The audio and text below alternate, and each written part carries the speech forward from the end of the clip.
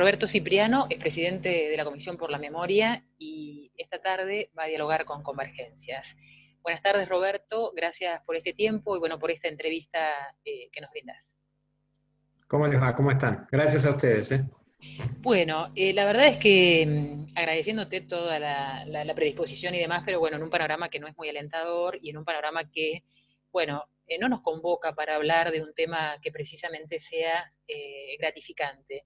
Tiene que ver con los últimos hechos que se conocieron, por lo menos en las últimas 40 horas, Roberto, en los cuales están involucrados agentes de la policía bonaerense y con el lamentable resultado de dos jóvenes que, bueno, que fueron muertos, ¿no? Asesinados en manos de agentes, en principio, que presuntamente están implicados en estos crímenes.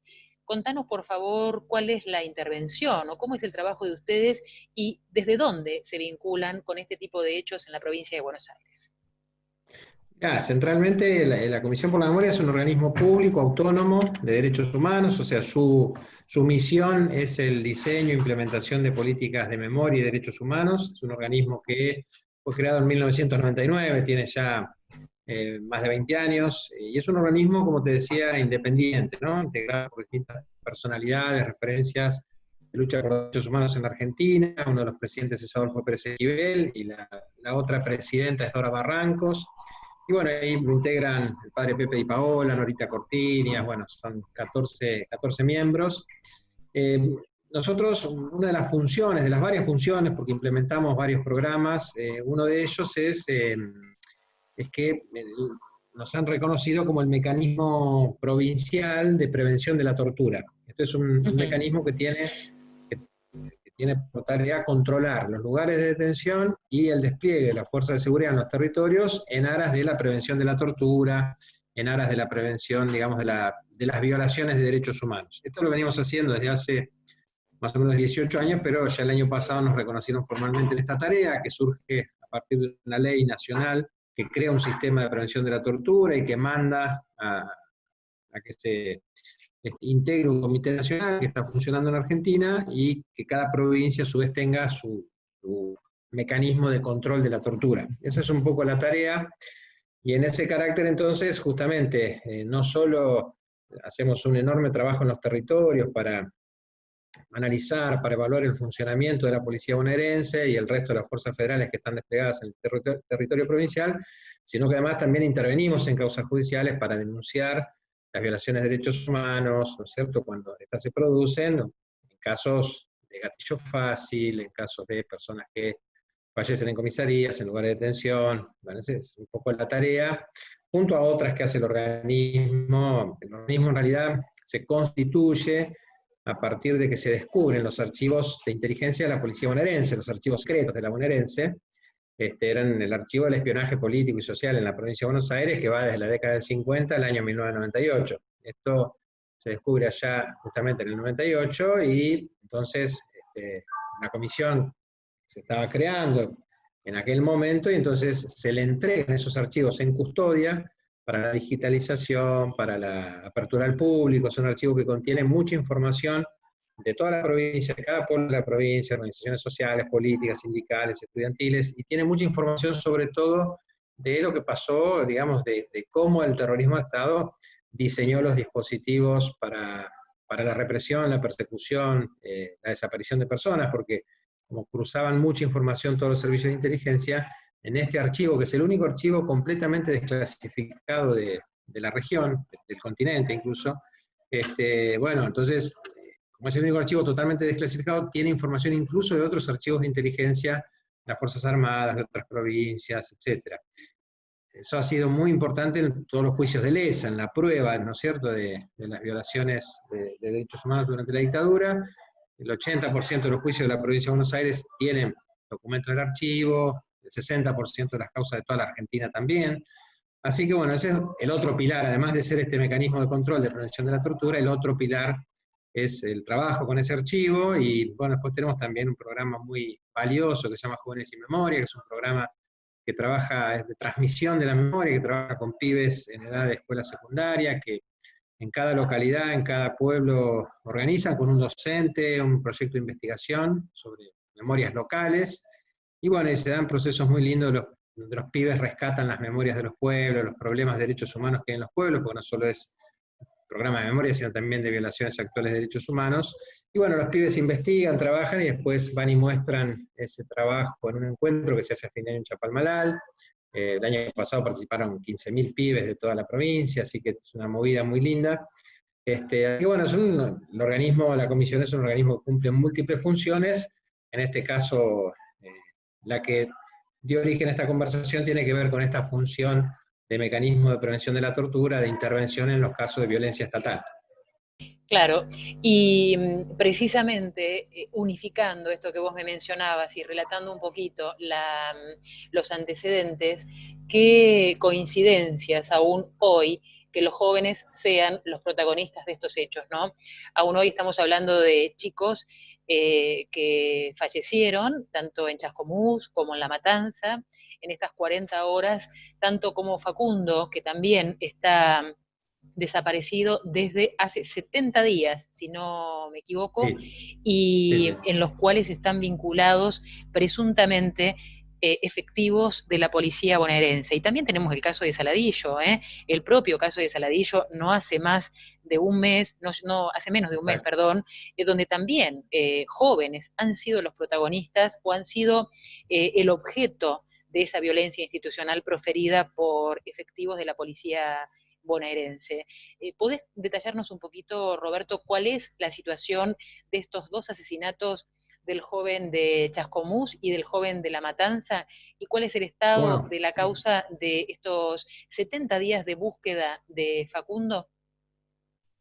Sí, por un lado, antes de pasar a esos casos, por ahí Sí, destacar, digamos, el de Saladillo también, porque el caso de Saladillo ocurre, inclusive, pocos días después de haber ocurrido otro hecho similar en San Nicolás, que claro, es algo claro, que nosotros, exactamente. es algo que Ujú. nosotros venimos denunciando como una modalidad de la violencia estatal, el uso letal del patrullero. Es decir, la policía no solo mata con el arma, los casos que se conocen como gatillo fácil, sino también matan con el patrullero, ¿no? Es decir, Claro. arrojando el patrullero sobre personas que van circulando en una moto, digamos, y provocando, en el caso de San Nicolás, ese accionar provocó 2 muertes. En el Ujú. caso de Saladillo, hicieron lo mismo, golpearon digamos, con un patrullero a 2 jóvenes que iban en la moto, los tiraron y Ujú. después lo que hicieron fue dispararles a quemarropa con posta de goma, es una atrocidad Exactamente. de Ujú. todo punto de vista. Por suerte los pibes no murieron, pero sí quedaron con graves secuelas, ¿no? Ujú. Entonces, digo, estas cosas que parecen lejanas o se narran como propias de otro lugar y otra sociedad, pasan en cada pueblo, en cada ciudad, ¿no es cierto?, de la provincia de Buenos Aires, con distintas modalidades, pero esa violencia policial, si vos hablas con los jóvenes, seguramente la vas a encontrar en cualquier pueblo de la provincia, porque es parte del despliegue estructural violento de la policía bonaerense, digamos, ¿no? Y la función que tiene la policía en los territorios, que es no solo la de regular el delito y la de estar entramada con el delito, sino justamente también lograr el gobierno de las poblaciones más pobres, los sectores populares, ¿no es cierto?, aquellas poblaciones conflictivas, en aras de mantener cierta, entre comillas, paz social, y en esa función la bonaerense viola los derechos humanos como prácticas que son sistemáticas, ¿no? Porque la tortura, la violencia son sistemáticas en ese despliegue policial, no son prácticas aisladas, un policía que la teoría de la manzana podrida, no, son prácticas estructurales de la fuerza. Y en relación, bueno, a lo que mencionabas, justamente el viernes a la madrugada, un pibe de La Matanza que estaba festejando su cumpleaños, cumplía 18 años, se quedaron sin gaseosas y fueron con un amigo en Maxi Kiosco a comprar unas gaseosas, y cuando regresaban los comienza a perseguir un patrullero. Ellos no se detienen, obviamente, y el patrullero empieza a disparar, digamos, el agente policía que iba en el patrullero empieza a disparar, y bueno, terminan también cayéndose de la moto, y los disparos matan a uno de los jóvenes, ¿no? De 22 años que Lucas iba en la moto. Nahuel Verón, ¿no? Eh, Lucas Nahuel Verón, mm, que termina, bueno, que muere, digamos, 18 años producto de tenía, era el las del cumpleaños. 18 años el de cumpleaños, sí, 22 tenía el de Sí, Chascomús. sí, 22 tenía el otro chico del que vamos a hablar ahora. Sí, sí. Lucas tenía 18 años y estaba, justamente esa noche, cumplía años, pasaba a ser mayor de edad. Ujú. Con muchas expectativas, ¿no? Bueno, Claro. imagínense, un joven que cumple los 18 años, todo lo que eso implica, ¿no? Bueno, en este caso el joven, muere, digamos, y el otro pibe incluso por suerte logra sobrevivir, pero bueno, inmediatamente la policía lo que intenta es alterar pruebas, ¿no es Claro. cierto?, encubrir el hecho. Entonces al pibe que iba manejando la moto, el que iba con él, lo presionan, lo amenazan, le hacen declarar que en realidad venían de robar. El pibe, bueno, por suerte, un organismo de derechos humanos de allí, de La Matanza, inmediatamente fue a la escena del crimen, la gente de Hijos La Matanza, que trabajan con nosotros muy articuladamente ahí en ese territorio, y bueno, rápidamente vieron a la familia, el pibe les contó, estaba mal, que lo habían hecho declarar eso, en la comisaría, cosa que es algo que no se debe hacer, digamos, ¿no? Que está prohibido. Cuando interviene la policía en un hecho, el fiscal lo que tiene que hacer inmediatamente es sacar todas las actuaciones de esa De esa comisaría policía y local, claro. no puede dejar intervenir a la policía en la causa, digamos, ¿no? Bueno, cosa que no pasó, el fiscal inclusive mandó a tomar declaración a los testigos en la comisaría. Por suerte nosotros intervenimos rápidamente porque nos enteramos y logramos que eso no pase y que las testimoniales se tomen en la fiscalía. Pero al pibe sí lo amenazaron. Cuando el pibe después fue a declarar a la fiscalía, efectivamente contó lo que había pasado, que era coincidente con varios testigos que se presentaron a declarar. Y además también, Pero perdón, Roberto, lo que se pone en juego es supuestamente el control de lo que es el aislamiento social preventivo y claro, obligatorio, sí, digamos, como el exacto. justificativo para que la policía intervenga en estos casos. Pero evidentemente Sí, tal surge en cual. todos los casos de manera desproporcionada cuáles son las formas con el fin de la función de la policía. Y por otra parte, en algunos casos que incluso se vincula con hechos de tránsito, la policía tampoco es el funcionario adecuado ni que tiene dentro de su órbita de funciones el tema del control de tránsito, ¿no? Son como los dos argumentos que se exponen en este tipo de situaciones también, los más frecuentes. En este, bueno, Claro. exponen el delito, inventan prácticamente la situación. Sí, lo que pasa es que son prácticas habituales de la policía en ese control territorial. Digo, a los pibes los persiguen, los hostigan, les sacan la moto. Entonces, los pibes, digo, cuando ven un patrullero, un policía, en muchos casos estos policías actúan de civil, ¿no es cierto? Los policías de calle en general andan de civil, en autos particulares, con lo cual, digo, no es lo mismo detenerte frente a un patrullero con auto de civil, pero digo, en definitiva, en ese control lo que terminan es llevando a cabo mucha arbitrariedad. Entonces el pibe ve un patrullero y no quiere frenar porque sabe que le van a sacar la moto. Ahora, bueno, digo, en este caso, como en los casos también de Saladillo o el de San Nicolás, los pibes, digo, la gran preocupación es que le saquen la moto o que le hagan una infracción, cuando en realidad hay otras formas de intervenir en ese caso. Podrían seguirlo hasta el lugar donde van y ahí, bueno, labrarle la infracción, digamos. Ahora, tirarle el auto encima, ¿no es cierto? Tal cual, no es que se está Dispararle, justificando el accionar de última claro. irregular del joven, pero existen otras formas, claramente, Porque es para llevar desproporcionado adelante el uso esa. de la fuerza. Claro, Claro. Que un uso desproporcionado de la fuerza. Digo, vos matás a alguien porque violó la claro, cuarentena, digamos, esa claro. sería la síntesis, ¿no? Que es una locura, digo, no hay que matar a nadie por nada, ni siquiera si cometió un delito. Para eso está la justicia y la pena que le darán si cometió ese delito, pero no la muerte de parte de Claro. funcionarios estatales. Y después el otro caso que mencionabas de un chico en Chascomús que tenía 22 años, un pibe que nada, va a la casa de la novia, discute con el suegro que no lo quería dejar entrar, entonces, bueno, llama a la policía, viene la policía, empieza a discutir con el policía porque él quería ver a la novia, nada, se lo lleva a la policía detenido por resistencia a la autoridad, digamos, ¿no? Lo meten preso y, bueno, nada, terminan, no le dan la libertad, digamos, lo dejan en prisión preventiva porque tenía un antecedente por un hecho también así menor, le han dado una suspensión de juicio a prueba, y nada, el fiscal le propone al defensor hacer un juicio abreviado y condenarlo a 3 meses de prisión, de suspenso, por esa resistencia a la autoridad. El defensor no quería porque no había muchos elementos para condenarlo. Bueno, en síntesis, no le dan la excarcelación y ahí el pibe prende un pedazo de colchón, que son colchones que están prohibidos porque no se pueden usar colchones de goma espuma, tienen que ser colchones ignífugos, ¿no? Hay una serie de irregularidades también en los lugares de detención que generan las condiciones para que se produzcan estos hechos. El pibe prende un pedazo de colchón, se enciende todo lo que tenía en la celda, tardan en asistirlo, bueno, y se quema y termina falleciendo, ¿no? Un pibe de 22 años, bueno, producto de esta situación, ¿no? Que venimos denunciando ya la cuestión de la detención en comisarías, además que una persona no podría estar más de 48 horas en una comisaría, y suelen estar, en este caso hacía 15 días que estaba, pero suelen estar muchos meses, incluso años, ¿no? Desde el 27 de junio estaba detenido Exacto. Raúl Dávila, Sí. era el joven de 22 años en el caso de Chascomús.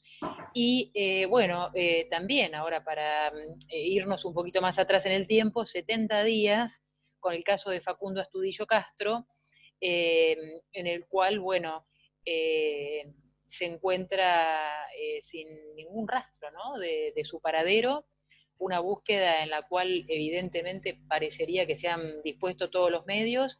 Está interviniendo en la Fiscalía de Lomas de Zamora, ¿puede ser? En el caso de Astudillo, No, de en Castro. el, Sí. no, en el caso de Astudillo interviene, es un hecho que ocurre en el sur de la Perdón, provincia, digamos, perdón. entre Sí. Pedro Luro y Bahía Blanca, Mm. así que originariamente intervenía una fiscalía provincial, bueno, ahora ya la fiscalía provincial se declaró incompetente y está interviniendo en la justicia federal de Bahía Blanca, puntualmente el juzgado, digamos, de primera instancia de Bahía Blanca, el juzgado federal de primera instancia de Bahía Blanca. Federal, perdón, me confundí por Sí. esa cuestión. No, no, está bien, porque por ahí al principio interviene la justicia provincial en la búsqueda, porque se hace Claro, una denuncia justamente por averiguación búsqueda, de... digamos, de Sí. paradero, de averiguación de paradero, y después cuando empiezan a aparecer elementos bastante contundentes de la responsabilidad policial en el hecho, allí entonces la causa pasa a la justicia federal. Eh, Mayor Buratovich es la localidad exactamente Exacto. donde desapareció Sí. Facundo. Y aquí las pruebas existentes que vinculan presuntamente a la policía bonaerense con este hecho, ¿cuáles serían, Sí. Ahí él, Roberto? como decíamos, sí, como decíamos, él sale a dedo, viajando a dedo de Luro a Bahía Blanca, lo Ujú. detienen en Burato y le labran la infracción por la violación de la cuarentena. Lo que habitualmente pasaba con la violación de la cuarentena es que te labraban el acta y te mandaban de vuelta a tu Claro. casa, o te llevaba a la policía incluso a tu casa, eso lo hacían mucho también. En este caso, extrañamente le permiten seguir. La policía dice que le permite continuar el viaje a Bahía Blanca, y después aparece un testimonio de una policía, una mujer policía, que dice que lo levanta, justamente haciendo dedo en Buratovich, y lo lleva hasta Origone, que es un pueblo que está después de Origone. Y en Origone otro policía dice que lo ve, que se sube, estaba haciendo dedo, que se sube una camioneta que se la lleva hasta, que lo lleva para el lado de Bahía Blanca. Ese mismo policía, varios días después, declara nuevamente y dice otra cosa, dice que en realidad no era una camioneta, sino que se había ido caminando. Y tanto el testimonio de la policía, que dice que lo llevó desde Mayor Buratovich en adelante, como el que dice que lo ve en Origone, son testimonios que aparecen bastante tiempo después en la causa, entre 45 y 50 días después de ocurrido el hecho, cuando ya hacía varios días que toda la policía de la zona lo estaba buscando, digamos, ¿no? Es raro que los policías no supieran y no hubieran declarado esta novedad. Hasta ahí, digamos, lo único que había en la causa provincial era que quienes lo habían visto eran todos policías, las últimas personas que habían estado en contacto con él, hasta que aparecen hace aproximadamente 15 días 3 personas que estaban viajando en auto desde Luro a Bahía Blanca y que describen que pasando Buratovich, a muy pocos kilómetros de Buratovich, ven un patrullero, una camioneta patrullero policial que estaba en la banquina. Ellos frenan pensando que se trataba de un control, van a paso de hombre, y en realidad ven que venía Facundo caminando por el costado de la ruta y que los policías se bajan, lo agarran y lo suben a la camioneta y se lo llevan, digamos, ¿no? Esto lo ven porque van a paso de hombre, entonces ven toda la secuencia y lo conocían a Facundo del pueblo porque eran del Luro también, y además coincidía después la descripción que hacen, coincide con la ropa que tenía, con la mochila que llevaba, así que efectivamente ellos están seguros de haberlo visto a Facundo en ese lugar.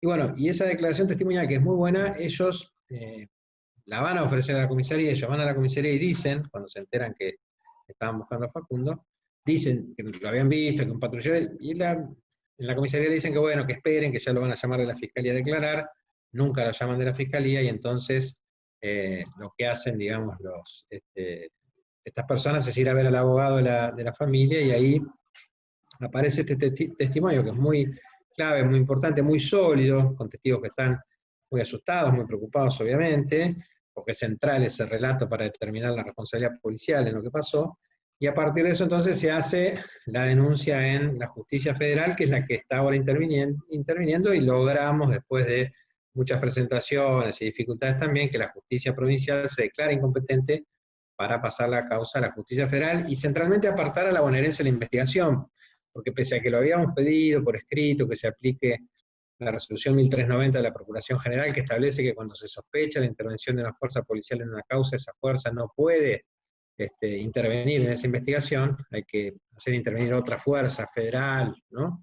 O de otro tipo. En ese caso, digamos, la policía siguió interviniendo por orden del fiscal provincial, hasta que, bueno, ahora hace 2 días la causa ya pasó al federal y va a tramitar bajo la órbita de la jueza de primera instancia del Fuero Federal de ahí de Bahía Blanca.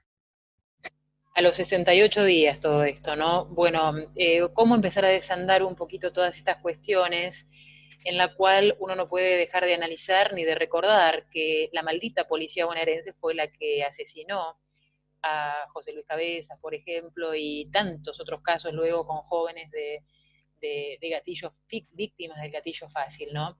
Y esto Sí. nos plantea a veces el discurso de la mano dura o la mano blanda o el garantismo, donde se mezclan un montón de vaguedades y ambigüedades, en primer sentido ideológicas, ¿no? Y luego también, obviamente, con unos prejuicios muy arraigados, ¿no? En que la mano dura es sinónimo de seguridad, que la mano blanda es sinónimo de garantismo, con todo, como te decía, este bagaje de ambigüedades en el medio, como si fuera tan sencillo, ¿no? Simplificar en estos dos términos o en estos dos antagonismos la complejidad que lleva implícita el funcionamiento y la complejidad del manejo subterráneo de las fuerzas de seguridad en la República Argentina y fundamentalmente en la provincia de Buenos Aires, que lamentablemente siguen operando desde hace muchísimos años en las sombras y lamentablemente, y mal que le pese a algunos, en complicidad con el delito, más que defendiendo la seguridad de la mayoría de los ciudadanos. Un poco como para adentrarme en esto del diagnóstico, ¿no? Que es lo más fácil, Roberto. Pero decime, ¿qué consideran ustedes? ¿Qué consideras vos que es un poco la madre de las causas que hoy está planteando este eje sistemático de accionar ilegal y abusivo en forma institucional de la policía bonaerense? Sí, como decís vos, es un tema complejo y de largo desarrollo, pero efectivamente hay una consolidación de las políticas de la mano dura, ¿no es cierto?, de la tolerancia cero, como han sido denominadas en la provincia de Buenos Aires, que se inician y se exponen, digamos, de manera más cruda durante el gobierno de Rucauf. Estamos hablando año 1999-2000, digamos, ¿no? Aquel gobernador que llegó a la gobernación con el famoso discurso de meta bala, mate un delincuente, ¿no? Un discurso, ese fue el lema de campaña de Rucauf, meta bala, mate un delincuente. A partir de allí, eso fue un discurso que permeó mucho en determinados sectores de la población, digamos, ¿no? Esta idea de que para controlar el delito hay que saturar los territorios de policías, los territorios más pobres, más vulnerables, las periferias, ¿no? Obviamente, que son donde en esa construcción discursiva se plantea que está el delito, un delito entendido como esos eslabones de las cadenas delictivas que afectan la propiedad privada, ¿no? O sea, no hay una construcción de que el delito es ese delito complejo de las grandes empresas o de las sociedades que fugan miles de millones de dólares al exterior y todo lo demás, ni siquiera las redes de delito complejo como el narcotráfico, ¿no? La trata de personas, que son delitos que no persigue este sistema. Claro, hay una concepción de visibilizar determinado tipo de delitos que incluso son los que mayoritariamente llenan los penales de la provincia de Buenos Exacto. Aires y que tienen que ver con un nivel, que yo escuchaba hace poquito unas estadísticas, de que en un 90% incluso tienen los defensores oficiales y que incluso son defendidos por el propio Estado, ¿no? Tal Paradójicamente. cual. Exacto, sí, sí, porque son los pobres, digamos. Esa Claro. selectividad del sistema nadie puede dudar de que existe. Cualquier vecino le pregunta, ¿sabe quiénes son los que están presos? Y bueno, son los pobres. Son todos pobres, pibes jóvenes, morochos, ¿no es cierto?, que no tuvieron previamente ningún tipo de posibilidad de acceso o de oportunidad y terminan en la cárcel.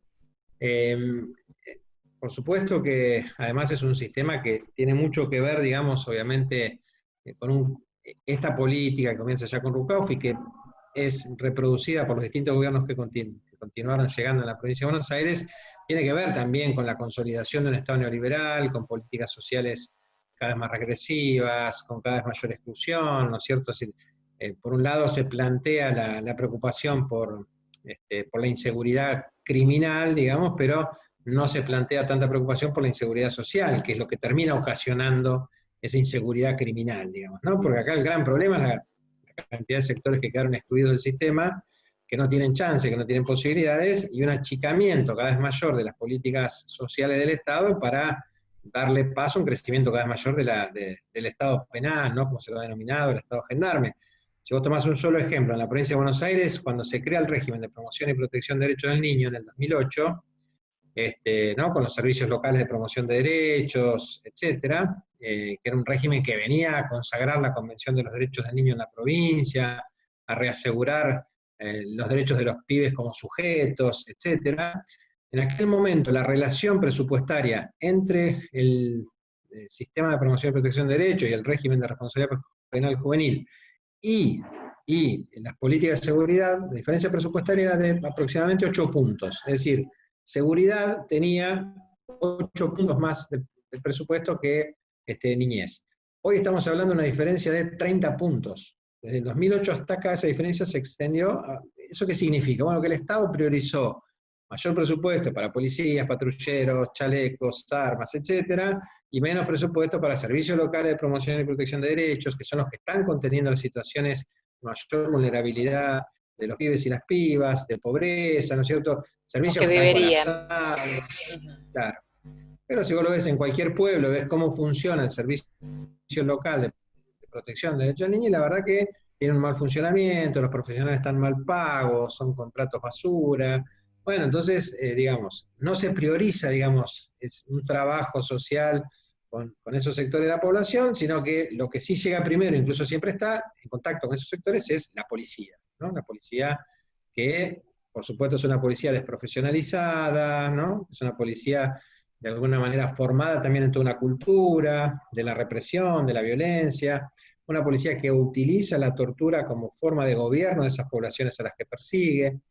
Entonces, bueno, se va constituyendo, digamos, una forma de abordaje de determinadas problemáticas que lo que hacen es generar mayores violaciones de derechos humanos, no hay otra, porque lo que hemos denominado nosotros los eslabones de la cadena punitiva. Entonces, esa policía actúa entramada con un poder judicial que convalida automáticamente esa actuación policial, y con el tercer eslabón de la cadena punitiva, que son los servicios penitenciarios o personal de custodia, digamos, en los institutos de menores, etcétera, donde también la tortura va a ser una práctica sistemática en el gobierno de estos lugares, porque ya abandonamos el neoliberalismo. Lo que trajo justamente es, lo que vino a provocar es una profunda ruptura en todo el andamiaje legal de nuestro país, que justamente entendía el sistema penal como un dispositivo para reeducar, resocializar a las personas, ¿no es cierto? Aquel que cometió un delito tenía que de alguna manera reeducarse o reformarse, por eso iba a la cárcel, iba a estudiar en la cárcel, iba a aprender un oficio, y cuando saliera, teóricamente, eso le iba a permitir reinsertarse en la sociedad, volver al mercado de trabajo. Ahora, cuando eso desapareció, cuando esos sectores ya no tienen la posibilidad de incluirse en ningún puesto laboral, ni en el mercado de trabajo, ni nada que se le parezca, estos lugares de detención y este trabajo de la justicia pasa a ser un sistema que tiende a neutralizar a las personas, ¿no? Y por eso también se van modificando las leyes, y ya de todo el sistema de progresión de la pena vigente en nuestro país, que provocaba eso, que una persona entraba a la cárcel. Ahora, si la persona estudiaba, trabajaba, se portaba bien, tenía conducta, se la premiaba como, bueno, la persona podía irse antes de cumplir la pena de la cárcel, con una libertad condicional, libertad asistida, etc. Eso se terminó. Las últimas reformas legales generaron que todo el mundo se va cumplido de la cárcel. Entonces, ya no importa si estudias, si trabajás, o si te portás bien, porque de última te vas cumplido igual. Hay un cambio de paradigma muy importante.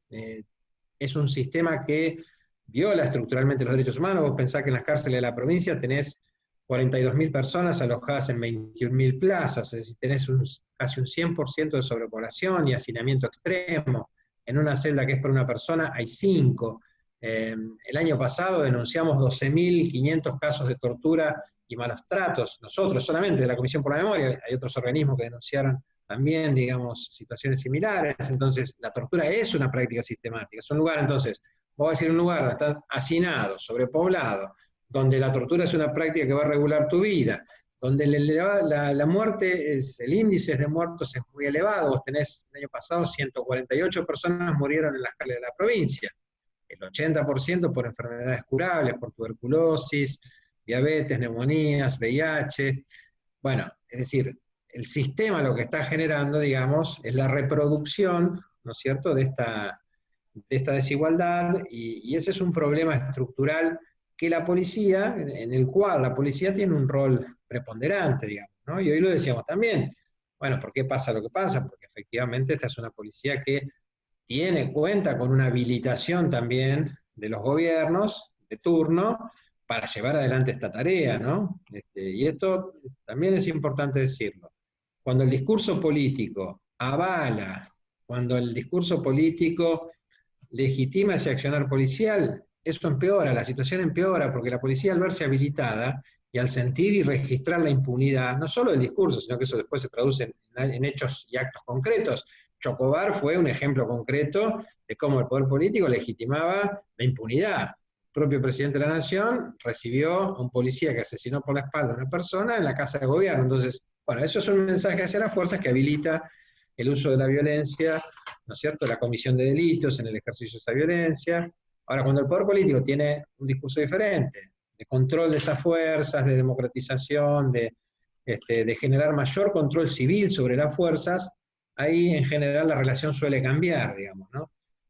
No es un tema sencillo, es un tema complejo, lamentablemente nunca se complejiza, siempre se simplifica y lo que se hace es otorgarle cada vez mayor poder a la policía bonaerense en la convicción de que eso va a resolver el problema de la inseguridad, lo cual es una ilusión de algo que nunca va a pasar, ¿no? Porque como la policía estructuralmente regula el delito y está conectada con el delito, es muy difícil de pensar que esta policía va a lograr una sociedad más segura en términos de prevención o protección contra el delito. Hoy no hay una decisión firme del Ministerio de Seguridad de la provincia de Buenos Aires de erradicar estas formas de abuso institucional de la policía, Roberto. Yo creo que no, yo creo que lamentablemente el discurso del ministro de Seguridad va en sentido de habilitar estos despliegues violentos de las policías, lamentablemente, porque realmente hemos denunciado gran cantidad de casos, incluso en el marco de la cuarentena se han incrementado los casos de violencia policial, de torturas, malos tratos, y ha habido desde asuntos internos también una regresión en ese control. La gestión anterior de asuntos internos era una gestión mucho más activa, que inmediatamente tomaba medidas con los policías que habían cometido faltas graves, que puede después la justicia demostrar que son delitos o no, pero que constituyen faltas graves, cosa que hoy no pasa, digamos, ¿no? Hay una mayor permisividad, esto no se sanciona rápidamente, se va construyendo una idea de impunidad de parte de las fuerzas policiales. Muchos de los policías que fueron exonerados la gestión anterior están volviendo a trabajar otra vez en la bonaerense. Entonces yo creo que la gestión en ese sentido es una gestión que avala, digamos, ese accionar policial, y eso es un problema, digamos, ¿no? Porque todos estos hechos no es que pasan solamente porque los policías son personas que cometen delitos cotidianamente, ¿no? Y son unos monstruos y son capaces de cualquier cosa, sino porque también se generan condiciones desde el discurso político y las acciones que lleva adelante el poder político que habilitan y permiten esto, ¿no? Entonces, realmente estamos preocupados, lo hemos dicho, se lo hemos señalado al ministro, digamos, todo esto, también al gobernador. Hay una preocupación, digamos, por revertir estas situaciones, ¿no? Roberto, y como para cerrar esta charla, que bueno, puede ser extensísima, porque obviamente hay un montón de aristas que nos exceden para abordar en este tiempo más o menos breve en el que uno trata de centralizar, ¿no?, en esta charla los ejes, por lo menos, de esta temática que es preocupante y que obviamente nos convocó por estos últimos casos, pero que yo no quiero dejar pasar en cada una de las posibilidades comunicacionales que tengo, y más en esta vinculada con la justicia, y es el hecho de quietud, la anestesia de la justicia en esta pandemia, ¿no?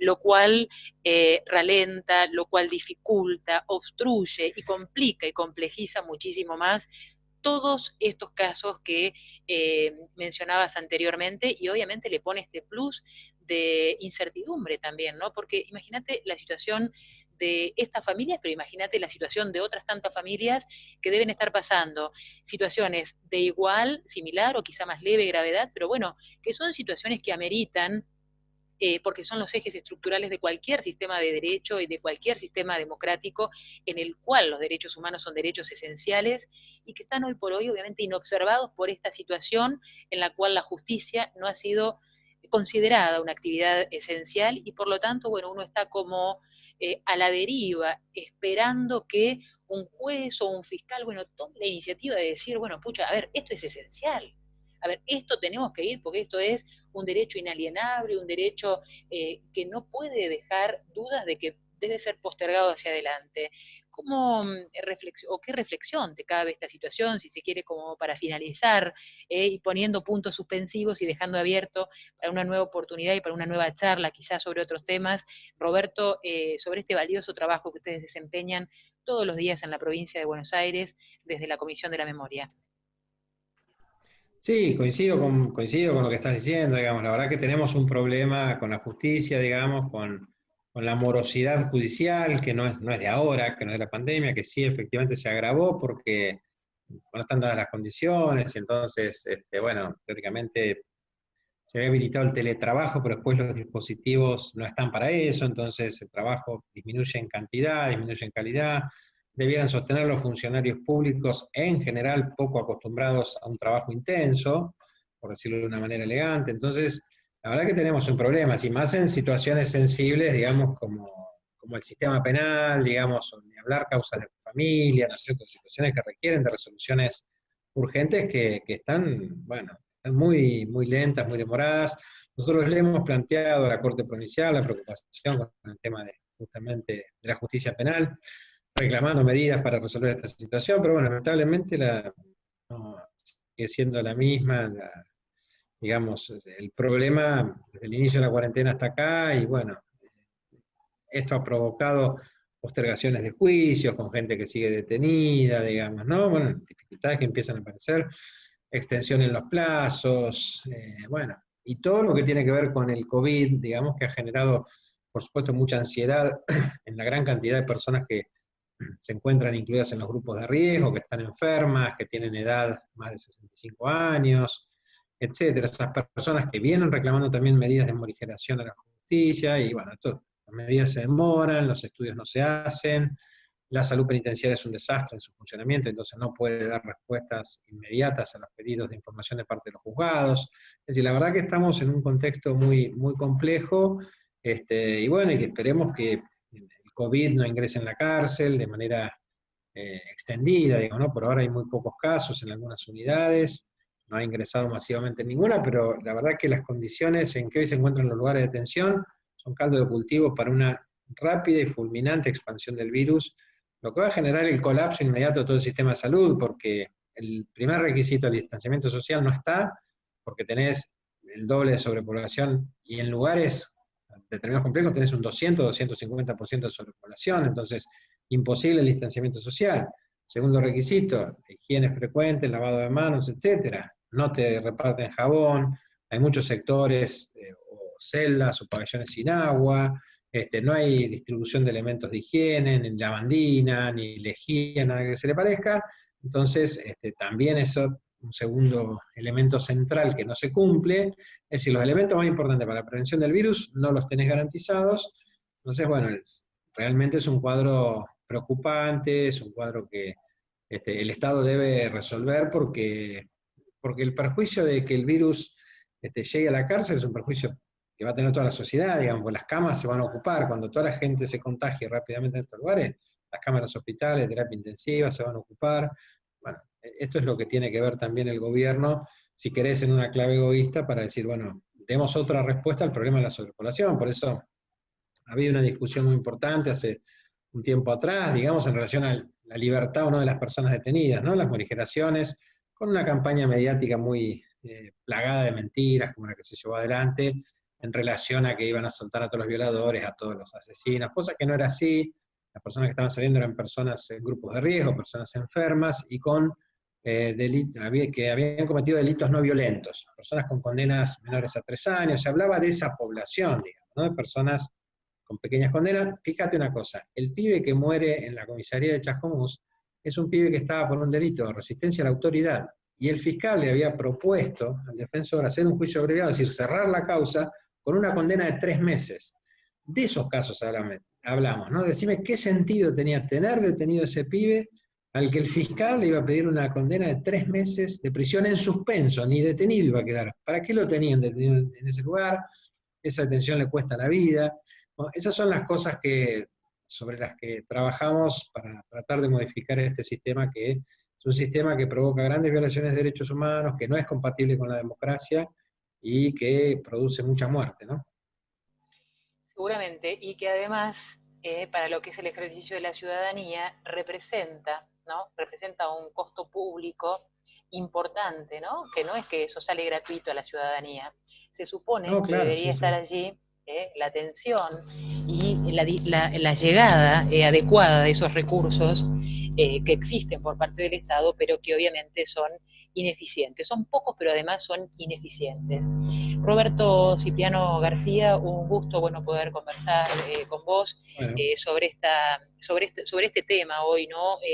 Aunque más no sea, digamos, aportar algo para que esta situación, bueno, tenga elementos de llegada y de conocimiento de lo que está pasando en algunos casos concretos, ¿no? De la manera, con elementos más detallados posible, tratando de dialogar, obviamente, en un debate o plantear esos debates de una manera lo más clara posible, porque también, como te anticipaba en otro de los temas que planteábamos, es como que todo se simplifica y se lleva a un punto donde se trata de poner con nombres así muy esquematizados, y bueno, y eso obviamente excede con creces muchos de estos debates que están vinculados con este tema que obviamente hoy hemos conversado. Te decía, un gusto, bueno, charlar con vos, obviamente ojalá que sea en otra oportunidad por otros temas, y bueno, seguimos en contacto hasta una nueva posibilidad bueno. de conversación, Roberto.